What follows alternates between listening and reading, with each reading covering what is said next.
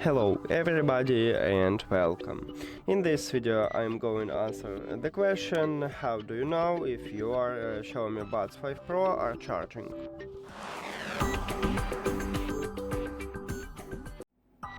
And we have a few options how to check it. The first one, we can check it by this LED light at the charging case. You just put your earbuds to the charging case, and if you see a green LED light, meaning your earbuds are charging.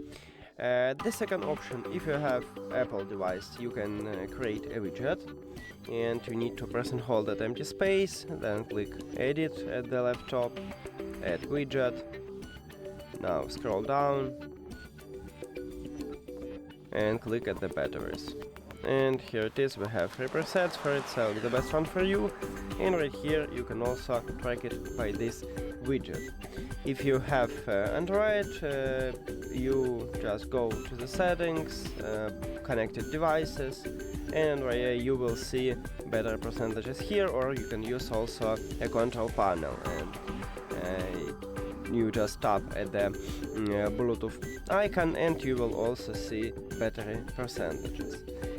Now the last option is to use an application, so open Xiaomi Earbuds application, and if you add your earbuds to the application you will see the same menu.